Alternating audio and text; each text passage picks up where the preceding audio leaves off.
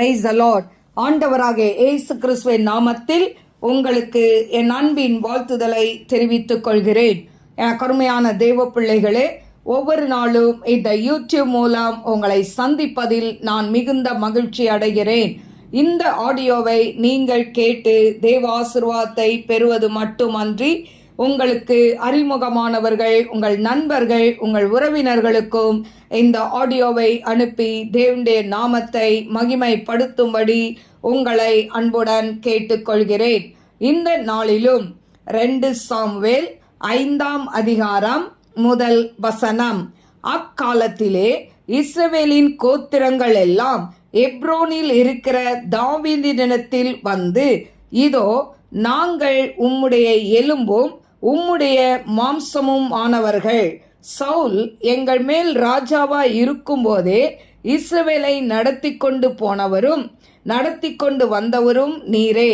கர்த்தர் என் ஜனமாகிய இஸ்ரவேலை நீ மேய்த்து நீ இஸ்ரவேலின் மேல் தலைவனாய் இருப்பாய் என்று உம்மிடத்தில் சொன்னாரே என்றார்கள். இஸ்ரவேலின் மூப்பர் எல்லாரும் எப்ரோனிலே ராஜாவினிடத்தில் வந்தார்கள். தாவீது ராஜா எப்ரோனிலே கர்த்தருக்கு முன்பாக அவர்களோட உடன்படிக்கை பண்ணின பின்பு அவர்கள் தாவீதை இஸ்ரவேலின் மேல் ராஜாவாக அபிஷேகம் பண்ணினார்கள். தாவீது ராஜாவாகும்போது 30 வயதாய் இருந்தான். அவன் 40 வருஷம் ராஜ்யபாரம் பண்ணினான். அவன் எப்ரோனிலே யூதாவின் மேல் 7 வருஷமும் 6 மாதமும் எருசலேமிலே சமஸ்த இஸ்ரவேலின் மேலும் யூதாவின் மேலும் 33 வருஷமும் ராஜ்யபாரம் பண்ணினான். தேசத்திலே குடியிருக்கிற எபூசியர் மேல் யுத்தம் பண்ண ராஜாவானவன் தன் மனுஷரோடே கூட எருசலேமுக்கு போனான். அவர்கள் இதிலே பிரவேசிக்க தாவீதினால் கூடாது என்று எண்ணி தாவீதை நோக்கி, நீ இதற்குள் பிரவேசிப்பதில்லை, குருடரும் சப்பானிகளும் உன்னை தடுப்பார்கள் என்று சொன்னார்கள். ஆனாலும் தாவீது சீயோன் கோட்டையை பிடித்தான். அது தாவீதின் நகரமாயிற்று. எவன் சாலகத்தின் வழியாய் ஏறி எபூசியரையும் தாவீதின் ஆத்துமா பகைக்கிற சப்பானிகளையும் குருடரையும் முறியடிக்கிறானோ அவன் தலைவனாய் இருப்பான் என்று தாவீது அன்றைய தினம் சொல்லியிருந்தான். அதனால் குருடனும் சப்பானியும் வீட்டிலே வரலாகாது என்று சொல்கிறதும் உண்டு. அந்த கோட்டையிலே தாவீது வாசம் பண்ணி அதற்கு தாவீதின் நகரம் என்று பெயரிட்டு மில்லோ என்னும் ஸ்தலம் துவக்கி உட்புறம் மட்டும் சுற்றிலும் இருக்கிற மதிலை கட்டினான். தாவீது நாளுக்கு நாள் விருத்தி அடைந்தான். சேனைகளின் தேவனாகிய கர்த்தர் அவனோடே கூட இருந்தார். தீருவின் ராஜாவாகிய ஈராம் தாவீதினிடத்தில் ஸ்தானாதிபதிகளையும் கேதுரு மரங்களையும் தச்சரையும் கல் தச்சரையும் அனுப்பினான். அவர்கள் தாவீதுக்கு ஒரு வீட்டை கட்டினார்கள். கர்த்தர் தன்னை இஸ்ரவேலின் மேல் ராஜாவாக திடப்படுத்தி தம்முடைய ஜனமாகிய இஸ்ரவேலின் நிமித்தம் தன்னுடைய ராஜ்யத்தை உயர்த்தினார் என்று தாவீது கண்டறிந்தபோது அவன் எப்ரோனிலிருந்து வந்த பின்பு எருசலேமில் இன்னும் அதிகமான மறுமனையாட்டிகளையும் ஸ்ரீகளையும் கொண்டான். இன்னும் அதிக குமாரரும் குமார்த்திகளும் தாவீதுக்கு பிறந்தார்கள். எருசலேமில் அவனுக்கு சம்முவா, சோபாப், Nathan, Solomon, Ibhar, எலிசுவா, நெப்பேக், யப்பியா, எலிசாமா, Eliada, Eliphelet என்னும் பெயர்களையுடைய குமாரர் பிறந்தார்கள். தாவீதை இஸ்ரவேலின் மேல் ராஜாவாக அபிஷேகம் பண்ணினார்கள் என்று பெலிஸ்தர் கேள்விப்பட்டபோது அவர்கள் எல்லாரும் தாவீதை தேடும்படி வந்தார்கள். அதை தாவீது கேட்டபோது ஒரு அரணிப்பான இடத்துக்கு போனான். பெலிஸ்தரோ வந்து ரெப்பாயும் பள்ளத்தாக்கிலே பரவியிருந்தார்கள். பெலிஸ்தருக்கு விரோதமாய் போகலாமா, அவர்களை என் கையில் ஒப்பு கொடுப்பீரா என்று தாவீது கர்த்தரிடத்தில் விசாரித்த போது, கர்த்தர், போ, பெலிஸ்தரை உன் கையில் நிச்சயமாய் ஒப்பு கொடுப்பேன் என்று தாவீதுக்கு சொன்னார். தாவீது பாகால் பிரசீமுக்கு வந்து அங்கே அவர்களை முறியடித்து தண்ணீர்கள் உடைத்தோடுகிறது போல கர்த்தர் என் சத்துருக்களை எனக்கு முன்பாக உடைத்து ஓட பண்ணினார் என்று சொல்லி அதிநிமித்தம் அந்த ஸ்தலத்திற்கு பாகால் பிராசீம் என்று பெயரிட்டான். அங்கே பெலிஸ்தர் தங்கள் விக்கிரகங்களை விட்டு ஓடி போனார்கள். அவைகளை தாவீதும் அவன் மனுஷரும் சுட்டெரித்தார்கள். பெலிஸ்தர் திரும்பவும் வந்து ரெபாயும் பள்ளத்தாக்கிலே இறங்கினார்கள். தாவீது கர்த்தரிடத்தில் விசாரித்ததற்கு அவர், நீ நேராய் போகாமல் அவர்களுக்கு பின்னாலே சுற்றி முசுக்கட்டை செடிகளுக்கு எதிரே இருந்து அவர்கள் மேல் பாய்ந்து முசுக்கட்டை செடிகளின் நுனிகளிலே செல்லுகிற இரைச்சலை நீ கேட்கும்போது சீக்கிரமாய் எழும்பி போ. அப்பொழுது பெலிஸ்தரின் பாளையத்தை முறியடிக்க கர்த்தர் உனக்கு முன்பாக புறப்பட்டு இருப்பார் என்றார். கர்த்தர் தாவீதுக்கு கட்டளையிட்ட பிரகாரம் அவன் செய்து பெலிஸ்தரை கேபா துவக்கி கேசேர் எல்லை மட்டும் முறியடித்தான். எனக்கு அருமையான தேவ பிள்ளைகளே, இந்த நாளிலும் 2 சாமுவேல் 5ஆம் அதிகாரம் 1 முதல் 25 வசனங்களை நான் வாசித்திருக்கிறேன். எனக்கு அருமையான தேவ பிள்ளைகளே, இதில் பார்த்தீங்கன்னா அதாவது இந்த 2 சாமுவேல் 5ஆம் அதிகாரம் இதில் பார்த்தீங்கன்னா 2, 3 இந்த வசனங்களில் சொல்லப்பட்டு இருக்கிறது. இந்த சவுலை ஜனங்கள் என்ன பண்ணார்கள், அவன் அதாவது இஸ்ரவேல் மேலே இவனை ராஜாவாய் அவர்கள் அபிஷேகம் பண்ணுகிறதை பார்க்கிறோம். அதாவது ஆண்டவர் ஏற்கனவே சொல்லியிருந்தார், இஸ்ரவேலை இதுவரைக்கும் நீங்கள் இஸ்ரவேலை சவுல் இருக்கும்போதே இஸ்ரவேலை நடத்தி கொண்டு போனவரும் நடத்தி கொண்டு வந்தவரும் நீர் தான். அதனால் என்ன சொல்கிறாங்க, எங்கள் மேலே நீங்கள் ராஜாவாக இருங்க அப்படின்னு சொல்லி இந்த ஜனங்கள், இஸ்ரவேல் ஜனங்கள் என்ன பண்ணுறாங்க, தாவீதை இஸ்ரவேலின் மேல் இப்போ ராஜாவாக அபிஷேகம் பண்ணாங்கன்னு சொல்லி 5:3 சொல்லப்பட்டிருக்கு. இப்போ 4வது வசனத்தில் என்னன்னா, இந்த தாவீது ராஜா இவன் ராஜாவாகும்போது அவனுக்கு 30 வயதாக இருந்துதான். இந்த 30 வயதில் இந்த இஸ்ரவேல் மேலே அவன் ராஜாவாய் அவன் வீற்றிருக்கிறான். 40 வருஷம் அவன் ராஜ்யபாரம் பண்ணினான் என்று சொல்லப்பட்டிருக்கு. அதில் பார்த்தீங்கன்னா எப்ரோனில் யூதாவின் மேல் 7 வருஷம் 6 மாதமும், எருசலேமில் சமஸ்த இஸ்ரவேலின் மேலும் யூதாவின் மேலும் 33 வருஷமும் ராஜ்யபாரம் பண்ணினான் என்று சொல்லப்பட்டிருக்கிறதை நாம் பார்க்கலாம். எனக்கு அருமையான தேவ பிள்ளைகளே, இதில் பார்த்தீங்கன்னா 6லேருந்து 8 வசனத்தை பார்த்தீங்கன்னா இதில் இந்த அதாவது எபூசியர் வந்து தங்கள் கோட்டை ஸ்ட்ராங்காக இருக்குன்னு அந்த கோட்டையை நம்பினாங்க. அந்த கோட்டையை நம்பி இந்த தாவீதால் உள்ளே வர முடியாது அப்படின்னு நினச்சாங்க. எனக்கு அருமையான தேவ பிள்ளைகளே, நம்ம கூட சில நேரம் நம்மளுடைய பதவி, படிப்பு, அந்தஸ்து, நம்மளுடைய பணபலம் இதெல்லாம் பார்த்து நமக்கு இதெல்லாம் பாதுகாப்பு கொடுக்கும்னு நினைக்கிறோம். ஆனால் எனக்கு அருமையான தேவ பிள்ளைகளே, இதெல்லாம் ஒரு மனுஷனுக்கு பாதுகாப்பு இல்லை. கர்த்தர் ஒருவரே நம்மை காக்கிறவர் என்று சங்கீதம் 121:5 சொல்லப்பட்டிருக்கிறதை நாம் பார்க்கலாம். எனக்கு அருமையான தேவ பிள்ளைகளே, இப்போ அவங்க எபூசியர் என்ன பண்ணாங்க, அவங்க கோட்டை ரொம்ப ஸ்ட்ராங்கானதுன்னு நம்பினாங்க. ஆனால் இந்த கோட்டையை அவன் தகர்த்து என்ன பண்ணுறான், இந்த தாவீது அந்த கோட்டையை கைப்பற்றி கொண்டான். 7ஆம் வசனத்தில் தாவீது சீயோன் கோட்டையை பிடித்தான், அது தாவீதின் நகரமாயிற்று அப்படின்னு சொல்லப்பட்டிருக்கு. அப்போ அந்த கோட்டையை நம்பியிருந்த அவங்க வெட்கப்பட்டாங்க. ஆனால் கர்த்தரை நம்பியிருந்த தாவீதோ அவன் வெற்றியை கண்டான் என்பதை நாம் பார்க்கலாம். இன்றைக்கும் நம்மளுடைய நம்பிக்கை எப்பொழுதும் தேவன் மேல் இருக்க வேண்டும். நம் வாழ்க்கை தேவனை சார்ந்து வாழ வேண்டும். மனிதர்களை நம்பியோ மனிதர்களை சார்ந்து வாழ்ந்தோம் என்று சொன்னால் ஒரு நாள் நம் வாழ்க்கையில் தலைகுனிவை ஏற்படுத்தும் என்பதை நாம் மறந்து போகக்கூடாது.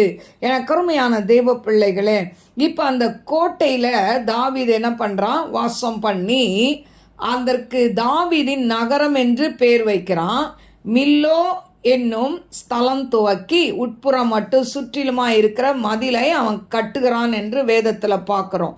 எனக்கு அருமையான தேவ பிள்ளைகளே, இப்போ பார்த்தீங்கன்னா இந்த தாவீது நாளுக்கு நாள் விருத்தி அடைகிறான். சேனைகளின் தேவன் ஆகிய கர்த்தர் அவனோட கூட இருந்தார். ஒரு மனுஷனோடு கர்த்தர் இருந்தா அந்த மனிதன் நாளுக்கு நாள் விருத்தி அடைந்து கொண்டே போவான். அது உங்களுடைய அதாவது தொழிலாக இருந்தாலும் பிஸ்னஸாக இருந்தாலும் இல்லாட்டா உங்கள் வேலை ஸ்தலத்தில் ஆண்டவர் உங்களை உயர்த்தி கொண்டே போவார். இல்லாவிட்டால் உங்களுடைய ஊழியத்தில் தேவன் உங்களை உயர்த்தி கொண்டே போவார். கர்த்தர் உங்களோட கூட இருந்தால் ஒருத்தரும் நாம் குறைவுபட்டு போவதில்லை. நாம் நாளுக்கு நாள் விருத்தி அடைந்து கொண்டே போவோமே தவிர நாம் குறுகி வாழ்க்கையில் குறைந்து போய் நம்ம வாழ்க்கையில் ஒன்றுமில்லாமல் போக மாட்டோம். ஏன்னு சொன்னால் கர்த்தரை உண்மையாய் தேட வேணும், உண்மையாய் நேசிக்கணும், முழு மனதோடு அவரை நேசிக்கணும். இன்னைக்கு நம்ம ஏதாவது ஒரு நன்மைக்காக மாத்திரம் கர்த்தரை தேடுறவர்களாக இருந்தோம்னா நாம் அதாவது வெறும் இந்த உலகப்பிரமான ஆசீர்வாதங்களை பெற்றுக்கொள்வோம், ஆனால் இம்மைக்குரிய ஆசீர்வாதங்கள் நமக்கு கிடைக்காது. கருமையான தேவ பிள்ளைகளே, அதனால் இதை கேட்டுக்கொண்டிருக்கிற அன்பு சகோதர சகோதரிகளே, உங்கள் வாழ்க்கையில் எப்பொழுதும் கர்த்தருக்கு முதலிடம் கொடுங்க. அல்லேலூயா. முதலாவது தேவனுடைய ராஜ்யத்தை நீதியும் தேடுங்கள், அப்பொழுது இவைகளெல்லாம் உங்களுக்கு கூட கொடுக்கப்படும் சொல்லப்பட்டிருக்கு. அவர் குறையாவே தரமாட்டார். அவருடைய ராஜ்யம், முதலாவது தேவனுடைய ராஜ்யத்தையும் அவருடைய நீதியும் தேடுங்கள். அப்படின்னா என்ன அர்த்தம்? நம்ம ஆண்டவருக்கு முக்கியத்துவம் கொடுக்கணும். நம்ம ஜெபிக்கணும், வேதத்தை வாசிக்கணும், உபவாசிக்கணும், ஆண்டவருக்கென்று ஊழியம் செய்யணும். அது மட்டுமல்ல, சண்டே ஆனால் சர்ச்சுக்கு போகணும். அல்லேலூயா. எனக்கு அருமையான தேவ பிள்ளைகளை, எந்த காரணத்தை கொண்டும் அதாவது எந்த நண்பர்களுக்காகவும் சர்ச்சை மிஸ் பண்ணிட்டு நீங்கள் ஃபங்க்ஷனுக்கு போனீங்கன்னா அது விக்கிரக ஆராதனை. கர்த்தருக்கு கொடுக்க வேண்டிய இடத்த உங்கள் ஃப்ரெண்டுக்கோ உங்களுடைய சொந்தங்களுக்கோ உடன்பிறப்புகளுக்கோ உங்களுடைய அறிமுகமானவர்களுக்கோ இல்லாட்டா உங்கள் ஆஃபீஸ் வேலைக்கோ உங்கள் தொழிலுக்கோ, நான் சண்டே ஆனால் தான் எனக்கு நல்ல வருமானம் வரும், சண்டே ஆனால் தான் வியாபாரம் கொடிகட்டி பறக்கும், அதனால் சண்டே ஞாயிற்றுக்கிழமை என்னால் சர்ச்சுக்கே வர முடியாது, நான் காலையில் 5 மணிக்கு போய் கடை திறப்பேன் அப்படின்னு சொல்லக்கூடாது. எனக்கு அருமையான தேவ பிள்ளையே, முதலாவது தேவனுடைய ராஜ்யத்தை தேடு, மீதியெல்லாம் கூட கூட கொடுப்பாரு. ஆனால் நீ தேவனுடைய ராஜ்யத்தை தேடாம நீ உன் தொழிலையோ உன் பிஸ்னஸையோ உன் வேலையோ தேடி ஓடுனேன்னா ஒரு நாள் இதெல்லாம் படுத்துக்கும். ஹல்லேலூயா. அப்போ ஆலயத்தை தேடி நீ வருவ. ஹல்லேலூயா. அதனால எல்லாத்தையும் இழந்து போய் ஆலயத்தை தேடுறதுக்கு முன்னால நல்லா ஒன்று ஆண்டவர் வசதியாய் ஆசீர்வாதமாய் வைத்திருக்கும் போதே நீ தேவனை தேடுவாய் என்று சொன்னால் ஆண்டவர் உன் வாழ்க்கையில் அற்புதத்தை செய்வார். ஹல்லேலூயா. உன்னுடைய வீட்டில் அப்பமும் தண்ணீரும் குறைவுபடாது. ஹல்லேலூயா.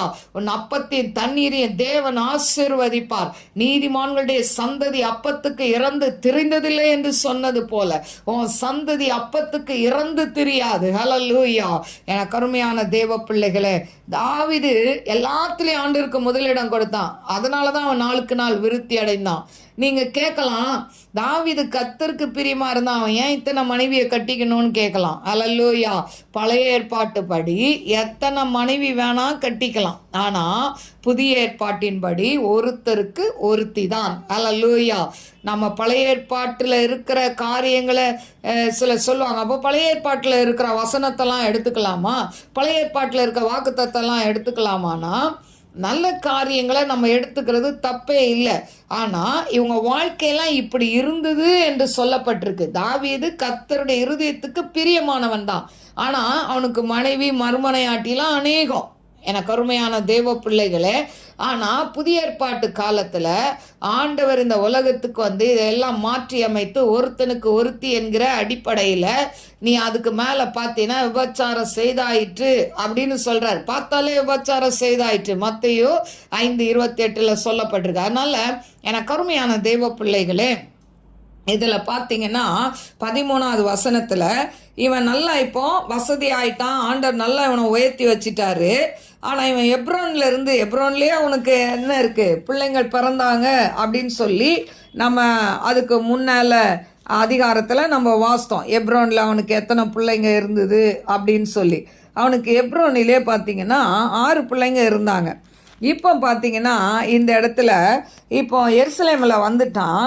இப்போ இங்கே நிறையா அதிகமான மறுமனையாட்டிகளையும் ஸ்ரீகளையும் அவன் கல்யாணம் பண்ணிக்கிறான். இப்படி கல்யாணம் பண்ணதுனால இவனுக்கு நிறையா குமாரரும் குமார்த்திகளும் பிறந்தாங்களாம். பாருங்கள், எருசலேமில் அவனுக்கு எத்தனை பேர்?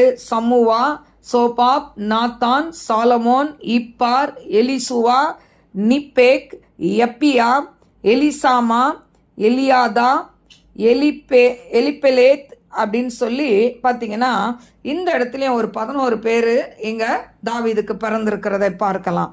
எனக்கு அருமையான தேவ பிள்ளைகளே, இப்படி அவனுக்கு பிள்ளைகள், குமாரர் குமார்த்திகள் அதிகமாய் பிறந்தார்கள். இதில் குமாரர் தான் சொல்லப்பட்டிருக்கு, குமார்த்திகள் பேர் இல்லை. ஆனாலும் இப்படி பிள்ளைகள் அவனுக்கு பலுகி பெருகினார்கள். ஒரு காலகட்டத்தில் அவன் எல்லா நாட்டையும் பிடிச்சு அவன் என்ன பண்ணுறான், அவன் அதாவது அவனுடைய அரசாங்கம் விருத்தி ஆகிறது. அல்லேலூயா. எனக்கு அருமையான தேவ பிள்ளைகளே, அவன் கர்த்தருக்கு பிரியமாக இருந்தபடினால அவன் அரசாங்கமும் ஒரு பக்கம் விருத்தி அடையுது. அதே போல் அவனுடைய வாழ்க்கையில் மனைவிகளையும் கல்யாணம் பண்ணி, மறுமனையாட்டிகள் எல்லாரையும் ஸ்ரீகள் எல்லாம் கல்யாணம் பண்ணி குழந்தை குட்டிகள்லாம் நிறையா ஆகுது. ஆனால் இப்படிப்பட்ட சூழ்நிலையில் இவன் இஸ்ரவேலுக்கு ராஜாவாய் இவன் இருக்கிறான்னு சொல்லி பெலிஸ்தர்கள் கேள்விப்பட்ட போது இவன்கிட்ட சண்டைக்கு வராங்க. இப்படி வரும்போது இவன் சண்டைக்கு வராங்களே, உடனே அவன் தன்னுடைய படபலத்தெல்லாம் நம்பி யுத்தத்துக்கு போகலை தாவீது. அப்பவும் ஆண்டவர்கிட்ட அவன் விசாரிக்கிறான். 19ஆம் வசனத்தில், பெலிஸ்தருக்கு விரோதமாய் போகலாமா, அவர்களை என் கையில் ஒப்பு கொடுப்பீரா என்று தாவீது கர்த்தரிடத்தில் விசாரித்த போது, கர்த்தர் போ, பெலிஸ்தரை உன் கையில் நிச்சயமாய் ஒப்பு கொடுப்பேன் என்று தாவீதுக்கு சொன்னார். பாருங்க, ஆண்டவர்கிட்ட விசாரிக்கிறவனாக இருந்தான். எனக்கு அருமையான தேவ பிள்ளைகளை, எவ்வளோதான் அவன் அரசாங்கம் விருத்தி அடைந்தாலும், எவ்வளோதான் அவனுடைய குடும்பம் விருத்தி அடைந்தாலும், அவன் நாளுக்கு நாள் விருத்தி அடைந்தான் என்று வேதத்தில் இருக்கிறது. அப்படிப்பட்ட விருத்தி அடைந்தாலும் அவனுக்குள்ள தெய்வ பயம் இருந்தது, கர்த்தருக்கு பயப்படுகிற பயம் இருந்தது, ஒரு ஜெப வாழ்க்கை இருந்தது. அவன் தேவனிடத்தில் விசாரிக்கிறவனாக இருந்தான். ஆண்டவர்கிட்ட ஆலோசனை கேட்குறான். அப்பா, இவங்கெல்லாம் வராங்க, பெலிஸ்தர் வராங்க, நான் போகலாமா வேண்டாமான்னு கேட்குறான். இவன் நினச்சா பக்கத்து நாடு எல்லா நாட்டிலையும் இருந்து எல்லா சோல்ஜரும் வருவாங்க, இவன் அந்த படையெல்லாம் திரட்டி கொண்டு போய் பெலிஸ்தர்கிட்ட சண்டை போடலாமே. ஆனால் இதையெல்லாம் விட்டுட்டு அவன் ஏன் ஆண்டவர்கிட்ட விசாரிக்கணும்? எனக்கு அருமையான தேவ பிள்ளைகளே, உன் அந்தஸ்து உயரும்போது, உன் பதவி உயரும்போது, உன் செல்வாக்கு உயரும்போது, உன்னுடைய குடும்பம் விருத்தி அடையும் போது, உன் ஊழியம் விருத்தி அடையும் போது, ஆரம்பத்தில் நீ எப்படி இருந்த, ஆரம்பத்தில் எப்படி ஆண்டவர்கிட்ட ஆலோசனை கேட்டு நடந்தியோ, அதே போல் நீ எல்லாவற்றிலையும் விருத்தி அடையும் போது, உன் ஊழிய எல்லைகள் விருத்தி அடையும் போது, நாம் ஆண்டவர்கிட்ட கேட்டு ஒவ்வொரு காரியத்தையும் செய்ய வேண்டும். ஆண்டவரே, இதை செய்யட்டா வேண்டாமா, இந்த இடத்துக்கு போட்டா வேண்டாமா, இந்த ஊழியத்தை செய்யவா வேண்டாமா, ஆண்டவர்கிட்ட கேளுங்க. கேட்டு செஞ்சீங்கன்னா அதுல எந்த பிரச்சனையும் வராது. இவன் விசாரித்து போனதுனால அந்த பெலிஸ்தர்கள் என்ன பண்ணாங்க, அவர்கள் முறிந்து ஓடினார்கள் என்று சொல்லி நாம் பார்க்கிறோம். எனக்கு அருமையான தேவ பிள்ளைகளே, அதனால் அந்த இடத்துக்கு பாகால் பிராசீம் அப்படின்னு பேர் வைக்கிறாங்க. பாகால் பிராசீம் அப்படின்னு பேர் வைக்கிறாங்க. 20ஆம் வசனத்தில் இருக்குது. எனக்கு அருமையான தேவ பிள்ளைகளை, இந்த பெலிஸ்தர் என்ன பண்ணாங்கன்னா தங்கள் விக்கிரங்கள்லாம் அப்படியே விட்டுட்டு ஓடிட்டாங்க.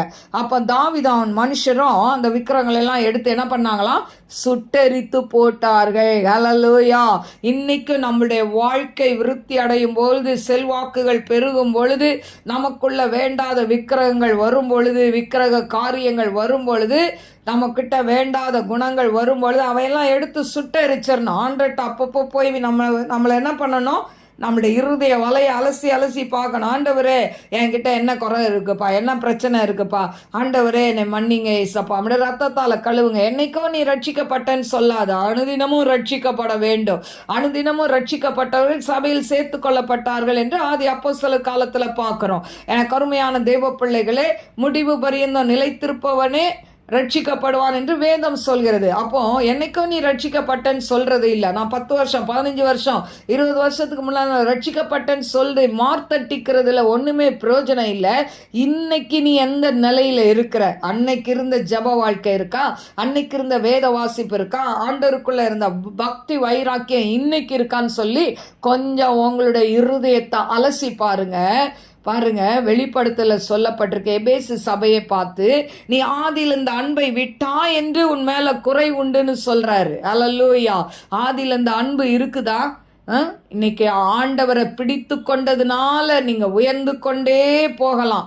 ஆனா உயர்வு வரும் பொழுது உங்களுக்குள்ள என்ன இருக்கணும்? பணிவு இருக்கணும், தாழ்மை இருக்கணும், விட்டு கொடுக்கிற காரியங்கள் இருக்கணும், கர்த்தரிடத்துல நெருங்கி நிக்கணும், கர்த்தரிடத்துல விசாரித்து செய்யணும். அல்லேலூயா.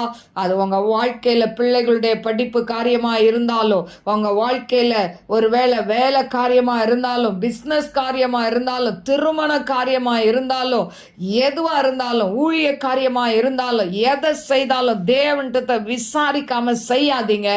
அவர் நம்மோடு கூட பேசுகிற தெய்வம். ஹல்லேலூயா.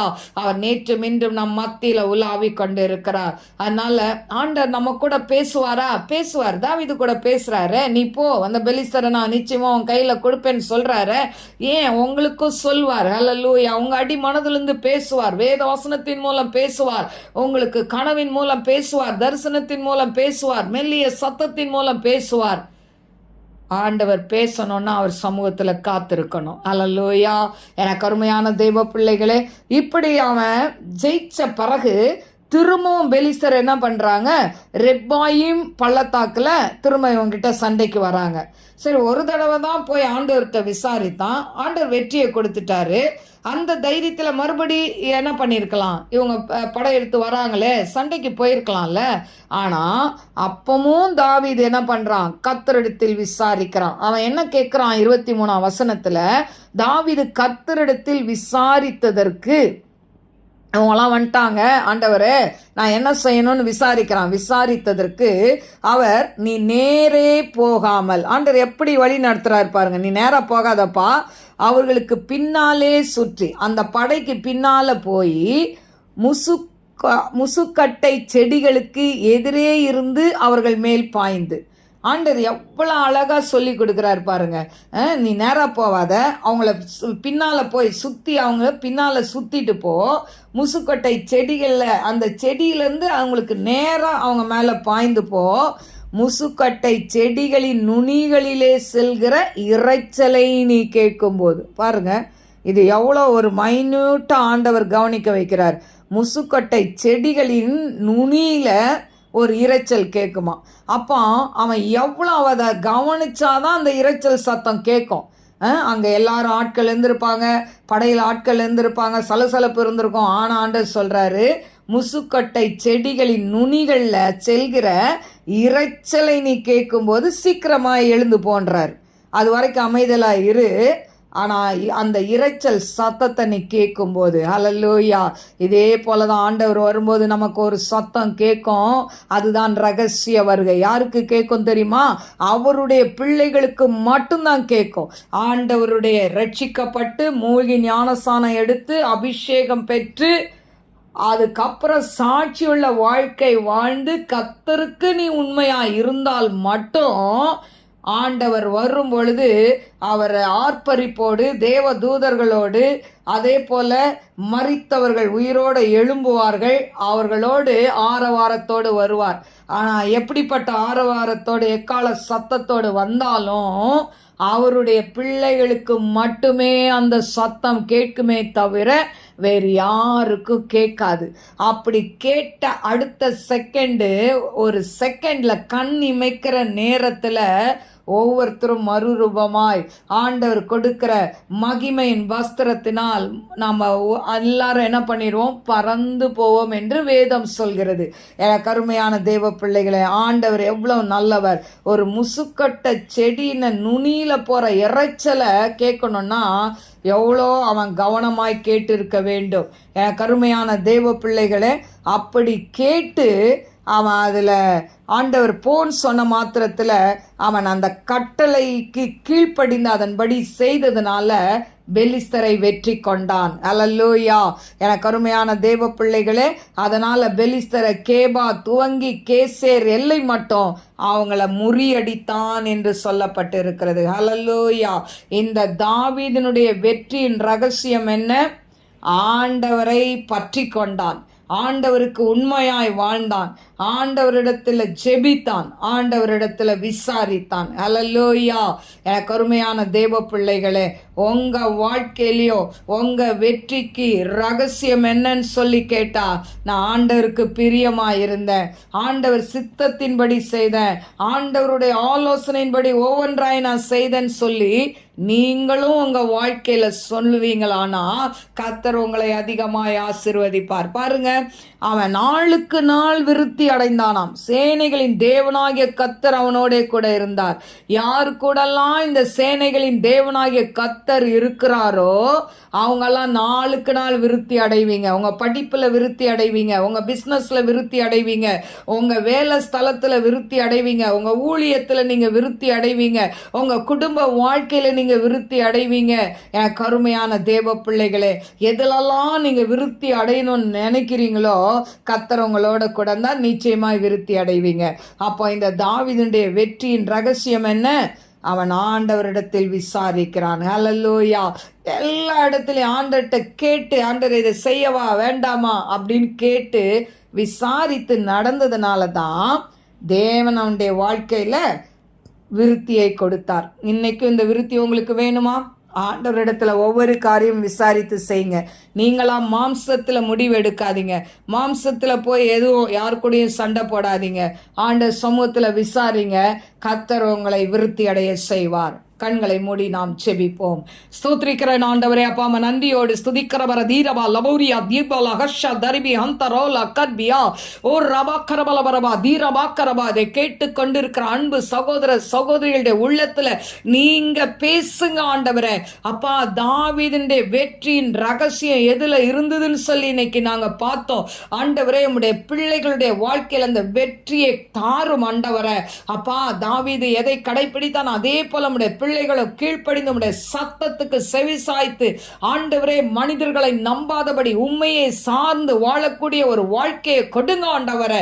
எதை செய்தாலும் அப்பா உம்மிடத்துல விசாரித்து செய்யக்கூடிய பிள்ளைகளாய் மாற்றுவீராக டாடி. ஷலகதனாய் கபோரியா தியாரபா. தங்கள் சொந்த மாம்சத்துல எந்த ஒரு காரியமும் முடிவெடுக்க கூடாதப்பா. படிப்பு விஷயமானாலும் ஆண்டவரே, வேலை விஷயமானாலும் ஆண்டவரே, திருமண விஷயமானாலும் ஆண்டவரே, பிசினஸ் ஆனாலும் ஊழியமானாலும் ஆண்டவரே உமக்கு ஸ்தோத்திரிக்கிற துதிக்கிறப்பா. எந்த இடத்துல வீடு கட்டணுன்ற காரியமானாலும் எதுவானாலும் ஆண்டவரே உம்மை விசாரிக்காம செய்யக்கூடாதப்பா. ஆண்டவரே, அப்படிப்பட்ட கிருபை உம்முடைய பிள்ளைகள் மேல ஊற்றுவீராக டாடி. ஷாபலகத ரை மசா கன்யா ரபாக்கரபா ஊரபாக்கரபா. என் அன்பு சகோதர சகோதரிகளே, கர்த்தர் நிச்சயமாய் தாவீதுடைய வாழ்க்கையில வெற்றியை கொடுத்தது போல அவர் உங்க வாழ்க்கையில அவர் வெற்றியை கொடுக்க வல்லவராய் இருக்கிறார்.